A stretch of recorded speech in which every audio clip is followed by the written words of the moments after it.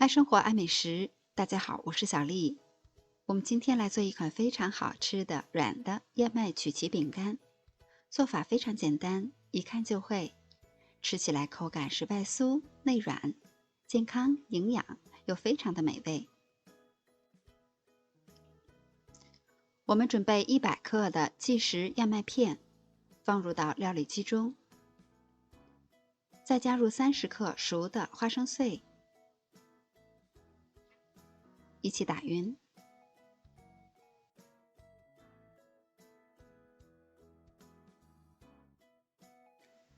将打好的粉末放入到大碗中，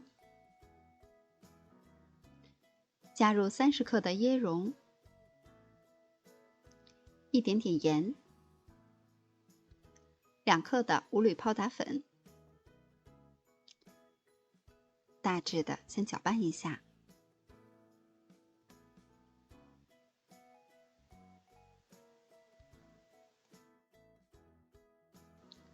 我们再将1根中等大小的香蕉和30克已经泡软的葡萄干放入到料理机中打成泥。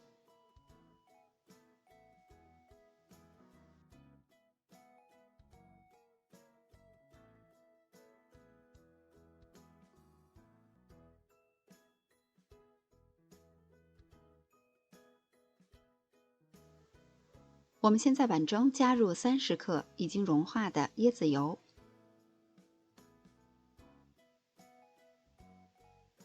再加入已经打好的香蕉泥。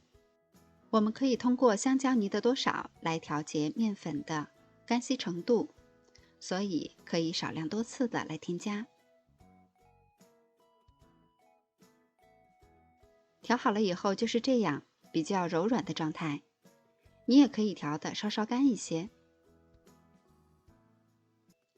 然后直接揪下来一块，用手团圆，再做出饼干的形状。将做好的生胚都摆放到烤盘中，烤箱需要提前预热5到10分钟，180度上下火烤20到25分钟，烤到饼干上色均匀就可以出炉了。经常吃燕麦片的好处非常多，它既可以补充钙质、降糖、减肥，还有美白、增强体质的作用。这款燕麦软曲奇吃起来口感表皮非常酥脆，内里又是松软的。它既有香蕉和椰蓉的香，还有葡萄干的甜，吃起来属于越嚼越香的那种，味道棒极了。如果你也喜欢，就动手试试吧。我是小丽，明天见。